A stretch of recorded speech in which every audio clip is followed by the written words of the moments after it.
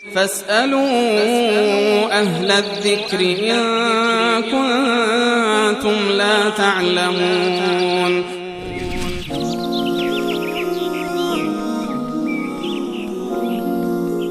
اولین بیننده سوالش است در مورد نماز جنازه است که سوالشون این است که در مورد نماز جنازه مع تکبیرات یک توضیحاتی بدهید که به چه صورت است. بسم الله الرحمن الرحیم و به نستعین و صلی الله علی نبینا محمد و علی آله و صحبه اجمعین. بحث نماز جنازه یکی از حقوق مسلمان بر برادر مسلمان هست. یعنی آخرین حقی که یک مسلمان بر مسلمان دیگر دارد این است که کسانی که زنده هستند وقتی که کسی فوت می شود و از دنیا می روند، زندگان ورثه باقی ماندگان کسانی که حضور دارند بروند در نماز جنازه شرکت بکنند. این یک حقی از حقوق مسلمانان هست و اضافه بر این یک عمل خیر هست و کار ثوابی برای خود اون کسانی که در نماز جنازه شرکت میکنند هم محسوب می شود. هم حقی هست که رو ادا میکنند برای برادر و خواهر مسلمانشون و هم عمل صالح و خیری هست که خودشون در واقع اون رو انجام میدن. در روایات متعددی از رسول الله صلی الله علیه وسلم ترغیب اومده به عنوان شهادت و گواهی هست و دعای خیر هست برای میت و ثوابش هم اومده که اگر کسی شرکت بکنه در نماز جنازه تا زمانی که اون جنازه رو میبرن دفنش میکنن به اندازه 2 قیرات بهش ثواب میرسد و هر قیراتی به اندازه یک کوه بلند مانند کوه احد در واقع این ترسیم و توضیح داده شده. و اگر صبر بکند فقط یعنی در نماز جنازه شرکت بکند تا دفن شرکت نکند به اندازه 1 قیرات یا همون 1 کوه بهش ثواب میرسد. پس بنابراین نماز جنازه هم حق برادر مسلمان و میت هست و هم عمل صالحی است که شما آن را انجام میدهید. در مورد نماز جنازه 4 تا عمل هست و جزء اساسیات و ارکان نماز جنازه محسوب می شوند. اولی نیت هست. نیت در تمامی عبادات وجود دارد و بدون نیت هر عبادتی رو که و عملی رو که به عنوان تقرب انجام می گیرد اگر نیتی در آن نباشد تقربی هم وجود ندارد. اولین شرطش یا اولین رکنش همون نیت هست که انسان با نیت برود نماز جنازه رو بخواند. نیت هم چیزی نیست که انسان یک چیزی رو جمله رو بر زبان بیاورد یا جمله عربی رو حفظ بکند. هیچ چیزی از این موارد لازم نیست و حتی جمله هم به عنوان نیت نماز یا نماز جنازه یا نمازهای دیگر در شریعت اسلامی از سنت رسول الله صلی الله علیه وسلم ثابت نیست. نیت در نماز جنازه و نمازهای دیگر یعنی تصمیم قلبی. خود این که انسان حرکت میکند میره و تشییع جنازه در صف میسد این به معنی نیت نماز جنازه هست. نیتش این است که من نماز جنازه رو بر این میت ادا میکنم. این که جمله رو تلفظ بکند چه عربی باشد فارسی یا هر زبان دیگر به هیچ عنوان لازم نیست. نیت عمل قلب هست و خود همین حضور شما در نماز جنازه یا در صف نماز 5 وقت این در واقع به عنوان نیت شما محسوب می شود. پس بنابراین نیتی که آن را تلفظ بکنید وجود نداره.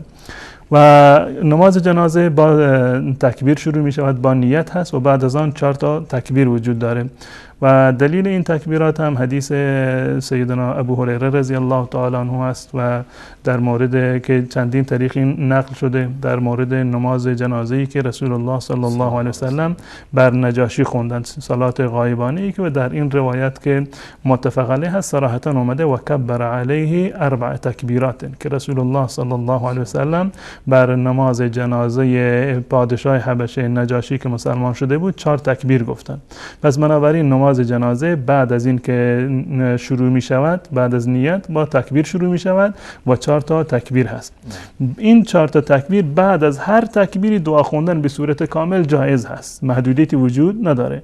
می شود بعد از تکبیر اول دوم سوم یا چهارم دعا خود هیچ محدودیتی وجود نداره. اما ترتیبی که وجود داره در تکبیرات نماز جنازه تکبیر اول فاتحه خوانده بشود. تکبیر اول بعد از اینکه امام تکبیر میگوید اعوذ بالله من الشیطان الرجیم بسم الله الرحمن الرحیم و سوره فاتحه خونده بشود که این قول جمهور فقها هست به خاطر استدلال از حدیث کلی که در این زمینه آمده از رسول الله صلی الله علیه و سلم که لا صلات لمن لم یقرأ بفاتحه الکتاب. این فقهایی که معتقد بین هستند از عمومیت این حدیث استدلال کردند. پس بنابراین بعد از تکبیر اول قرائت فاتحه است، اعوذ بالله من الشیطان الرجیم بسم الله الرحمن الرحیم و سوره فاتحه. منتها غیر از سوره فاتحه، یعنی اگر کسی سوره فاتحه رو ترک بکند حداقلش بنابر مذهب امام ابو حنیفه رحمت الله علیه و نظر امام مالک این هم جایز هست که به جای فاتحه دعای استفتاح را بخوانند. به جای فاتحه دعای استفتاح را که در اول نماز میخونند گفتند که به جای فاتحه این دعا رو در واقع بخونند. این بعد از تکبیر اول هست. بعد از تکبیر دوم صلوات فرستادن بر رسول الله صلی الله علیه و سلم است و صلواتی که در نماز جنازه خوانده می شود هر صلواتی باشه با هر جمله و هر تعبیری که باشد، منتها کامل ترینش همون صلواتی هست که در تحیات نماز میخونند، در قعده و تحیات وقتی میخونند السلام علیک ایها النبی و رحمت الله و برکاته یا اللهم صل علی محمد و علی آل محمد کما صلیت علی ابراهیم و علی آل ابراهیم. این دعایی رو و درودی رو که در قعده و در تشهد میخونند این بهترین و کاملترین درود هست. پس بنابراین بعد از تکبیر دوم این درود را یا هر درود دیگری رو بخونند، هر لفظ دیگری که وارد شده هم بخونند، هیچ گونه اشکالی رو نداره. بعد از تکبیر سوم دعا برای میت هست، دعا و سفارش هست برای میت. هر دعایی که میتوانند بکنند، لازم نیست که حتما یک دعایی رو حفظ بکنند و مخصوص این باشه و که حتی به غیر زبان عربی هم اگر کسی نمیداند و نمیتواند جمله رو دعای حفظ بکند جایز هست به زبان خودشون، به زبان مادری خودشون هم دعا بکنند، هیچ اشکالی در نماز جنازه وجود نداره. منتها بهترین دعایی که در این زمینه هست و در سنن ابو داود نقل شده و بیشتر هم این دعا خونده میشه این است که این گونه دعا بکند که اللهم اغفر لحینا و میتنا و شاهدنا و غایبنا و صغیرنا و کبیرنا و ذکرنا و انثانا الی آخر این دعا که اللهم من احییته منا فاحیی علی الاسلام و توفیته منا فتوفه علی الايمان اللهم لا تحرمنا اجره ولا تضلنا بعد. یا در بعضی از روایات اومده لا تفتنا بعد. این دعایی هست که بخونند. غیر از این هر دعایی رو با هر زبانی که بلد هست در نماز جنازه میتونند بخونند. محدودیتی وجود نداره در دعا. این دعایی که از دعاهایی هست که ثابت شده که رسول الله صلی الله علیه و سلم میخوندن. و بعد از تکبیر سوم تکبیر چهارم هست و بعد از تکبیر چهارم سلام گفتن هست که سلام میدن. سلام چه به یک طرف باشه اون گونه که بسیاری از فقها اینا نظرشون هست مانند امام مالک و امام احمد ابن حنبل و تعدادی از فقها، یا این که در واقع دو سلام بدهد مانند مذهب امام شافعی و امام ابو حنیفه رحمت الله علیه. و همون گونه که عرض کردم در تمامی این تکبیراتی که گفته میشه دعا جایز هست.